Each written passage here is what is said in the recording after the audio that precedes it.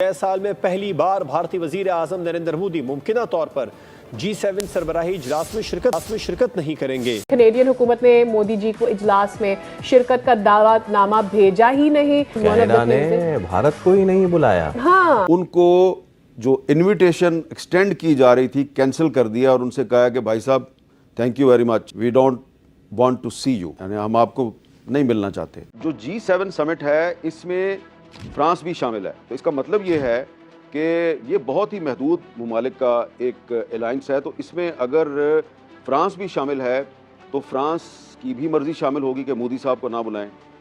तो इसमें USA भी शामिल है, तो यकीनन इसमें USA की भी मर्ज़ी होगी कि जनाब मोदी साहब को ना बुलाएं। अब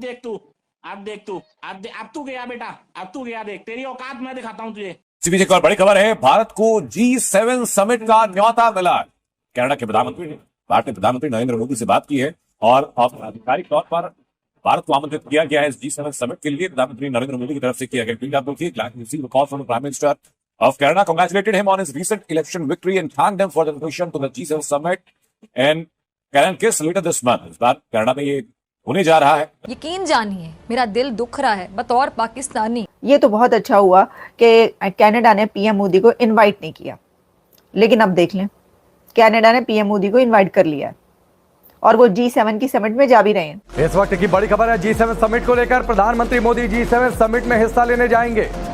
पीएम मोदी को G7 समिट का न्योता मिला है। नहीं बढ़ता है, यही चीज हमें भारत में नजर आती है कि इंडिया अकेला स्टैंड करना जानता है और विश्व गुरु इज ऑलवेज अ विश्व गुरु, आप उसको पीछे नहीं हटा सकते हैं। एंड आई थिंक सो कि यहाँ पर अगर दुनिया की सारी वर्ल्ड को देखा जाए तो कहते हैं कि हु इज द वर्ल्ड विश्व गुरु, तो उसमें इंडिया का नाम टॉप लिस्ट पर नजर आता है कि इंडिया ही वो विश्व गुरु। मोदी जी को कैनेडियन प्राइम मिनिस्टर ने जो है फोन कॉल करके और G7 के लिए जी हाँ उनको इन्वाइट कर लिया, उनको दावत दे दी और मोदी जी जा रहे हैं G7 में।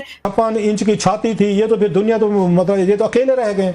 India, the 5th largest economy in the world, effectively the most populous country in the world। पूरा आपको तैयार रहना है खालिस्तानियों। मोदी जी आ रहे हैं, उनके स्वागत में बिल्कुल आपका ब्लड प्रेशर मुझे बिल्कुल चरम सीमा पर चाहिए। उन्होंने कहा जी देखें बात यह है कि India is an important player, it's a 5th largest economy and being a 5th largest economy, being a big population, India को हम G7 से बाहर नहीं निकाल सकते। और प्रधानमंत्री नरेंद्र मोदी और भारत का डंका विश्व में बज रहा है और इसी के साथ पाकिस्तान एक बार फिर से एक्सपोज हो गया है, क्योंकि पाकिस्तान का झूठ फिर दुनिया के सामने आ गया है और पाकिस्तान की पोल खुल गई है। मीडिया कैनेडियंस जो हैं ये हिंदुस्तान के खिलाफ हैं, हरगिज़ नहीं। अमेरिका को, मगरबी दुनिया को हिंदुस्तान की बड़ी जरूरत है। और कंट्रीज हैं G7 में भी जो कंट्रीज हैं उनकी तरफ से ये पुश किया गया कि आप इंडिया को टेबल पर लाएं, इंडिया को आप इस समिट से बाहर नहीं रख सकते। लेकिन बाकी जो 6 के 6 देश थे उन्होंने सबने कनाडा से कहा कि भैया ऐसा है, ये तुम्हारी जो भी समस्याएं हैं उनको भूल जाओ, मोदी को तो बुलाना ही पड़ेगा।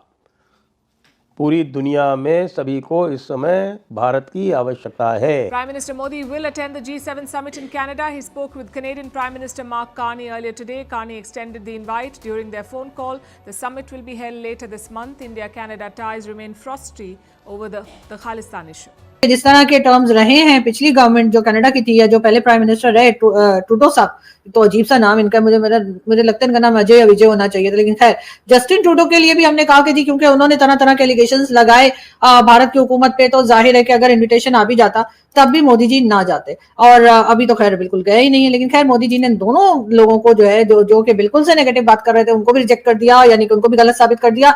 और जो लोग ये कह रहे थे कि अगर इन्विटेशन आ भी जाता तब भी ना जाते, ऐसा सिर्फ पाकिस्तान से ही नहीं भारत से भी कई जर्नलिस्ट दोस्त जो है हमारे वो इस किस्म के ट्वीट्स लगा रहे थे, तो हमने कहा चलो हम भी ये कह देते हैं। लेकिन जी अब हुआ ये कि मोदी जी को कैनेडियन प्राइम मिनिस्टर ने जो है फोन कॉल करके और G7 के लिए जी हाँ उनको इन्वाइट कर लिया, उनको दावत दे दी और मोदी जी जा रहे हैं G7 में। जी हाँ, पहले तो यही कहा जा रहा था कि मोदी जी नहीं जाएंगे और कनाडा से नहीं कहा गया, और कई तरह की जो आप लोग समझते हैं मीम वगैरह बनते हैं सोशल मीडिया पर वो बनाए जा रहे थे। उसके साथ साथ ये भी कहा जा रहा था कि नहीं जाएंगे, अगर इन्विटेशन आ भी गया तब भी नहीं जाएंगे। हालांकि ऐसा बहुत कम होता है, इसलिए कि मोदी जी तो पाकिस्तान भी आ गए थे बिना इन्विटेशन के, आप लोग तो जानते ही। हम तो अभी तक बता के हमारे गले सूख गए कि जी मोदी जी को इन्वाइट नहीं किया गया था नवाज शरीफ साहब की 89 की शादी में, लेकिन मोदी जी आए थे, बिरयानी भी खाई थी, साड़ी भी देकर गए थे, और साड़ी के बाद उन्होंने ऑपरेशन सिंदूर भी कर दिया। ये भी एक बात है कि जब वो आए थे फिर उससे बहुत टाइम के बाद उन्होंने ऑपरेशन सिंदूर किया है। मगर खैर मोदी जी ने वो भी कर गुजरे। तो अब कहा ये जा रहा था कि जी कनाडा नहीं जाएंगे, कनाडा अगर इन्विटेशन दे भी देगा तब भी नहीं जाएंगे। वैसे तो इन्विटेशन आया कोई नहीं है और बार बार तरह तरह की बातें की जा रही थी। पाकिस्तान में भी एक तरह का समझे ट्रोलिंग चल रही थी वहां पर भारत की, और भारत के अपने अंदर से भी कई लोग जो है वो कुछ इसी किस्म की बातें कर रहे थे कि G7 की टेबल पर आ चुका है, यानी इंडिया अटेंड करेगा G7 की समिट। अब ये कैसे हुआ? क्योंकि G7 जो है उस पे ये कहा जा रहा था कि कनाडा इंडिया को इनवाइट नहीं करेगा। तो जो ये बात कह रहे थे या इसके ऊपर बहुत खुश हो रहे थे, तो उनका अब वो तज्जिया या अंदाज़ा गलत साबित हो गया है, क्योंकि ये एक ग्लोबल रीअलाइनमेंट हो रही है। आप ये बात याद रखें कि ऐसा हो नहीं सकता कि आप दुनिया की 5वीं या 4थी बड़ी इकोनॉमी को एक इतनी बड़ी कॉन्फ्रेंस से बाहर रख सके। ठीक है जी। तो इसमें आप ये बात देख लीजिए कि अब हुआ ये है कि जो कार्नी है उन्होंने ये कहा है कि इंडिया जो कि दुनिया की इतनी बड़ी इकोनॉमी है, 5वीं बड़ी इकोनॉमी है, उसको हम इस समिट से बाहर नहीं रख सकते, ये उनका कहना था। अच्छा, इससे पहले कि मैं आपको ये सुनवाऊं कि उन्होंने क्या कहा, इसमें ये बात याद रखें कि कहा यह जा रहा है कि G6 का पुश भी था। G6 की तरफ से ये पुश किया गया कि ऐसा नहीं हो सकता, यानी G6 के जो कंट्रीज हैं, यानी जो और कंट्रीज हैं, G7 में भी जो कंट्रीज हैं, उनकी तरफ से ये पुश किया गया कि आप इंडिया को टेबल पर लाएं, इंडिया को आप इस समिट से बाहर नहीं रख सकते और भारत को आपको इस समिट में बुलाना पड़ेगा। क्योंकि देखें, वैसे तो अगर देखा जाए कि कनाडा इस समिट में क्यों बुलाता पीएम मोदी को, क्योंकि वो तो आपको पता है कि इससे पहले बड़े दोनों कंट्रीज़ के बीच हालात ख़राब रहे, ताल्लुकात बहुत ख़राब रहे, रिलेशंस। कनाडा की तरफ से ये कहा जाता रहा कि जो कनाडा में कई लोगों की, खालिस्तानियों की जो हलाकतें हुई हैं वो तो इंडिया ने करवाई हैं। उसके ऊपर बहुत चर्चा रहा, बात अमेरिका तक पहुंची, लेकिन अमेरिका ने भी जो बातें की, जबकि उस वक्त डॉक्टर जयशंकर यहाँ पहुंचे थे, तो उसमें कोई उसका नतीजा नहीं निकल सका। और फिर ये कहा गया कि जी एविडेंस दें। फिर कनाडा से भी कहा अमेरिका ने कि आप एविडेंस दें। ये सब चलता रहा है। तो इसमें तो बड़े जो रिलेशंस है दोनों कंट्रीज़ के ख़राब हो गए थे। लेकिन इतने ख़राब रिलेशंस के बावजूद भी वो ये रिस्क नहीं ले सकते कि इंडिया को G7 की समिट से बाहर रखें। ये एक बहुत बड़ी बात है जिसको उन कंट्रीज़ को देखना चाहिए, पाकिस्तान समेत। क्योंकि मैं देख रही थी बहुत सारे जो एनालिस्ट थे, बहुत सारे वो कह रहे थे कि एक खुशी का इजहार कि जी देखें, हमारा जो दुश्मन है उसको उन्होंने नहीं बुलाया। और अब ये तो बहुत अच्छा हुआ कि कनाडा ने पीएम मोदी को इनवाइट नहीं किया, लेकिन अब देख लें, कनाडा ने पीएम मोदी को इनवाइट कर लिया और वो G7 की समिट में जा भी रहे हैं।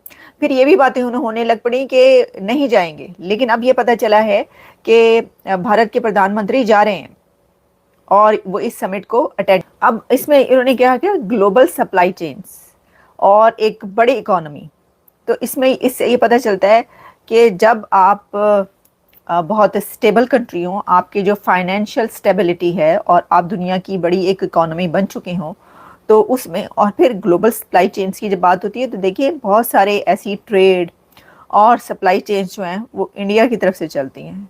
ठीक है, और कनाडा के और इंडिया के बीच भी जो रिलेशंस है उसमें भी ये सब है, तो उसमें वो उसको इग्नोर नहीं कर सकते। तो उन्होंने कहा कि ये कैसे हम कर सकते हैं, इसलिए हम बुला रहे हैं। आपने खुद सुन लिया उन्होंने क्या कहा है।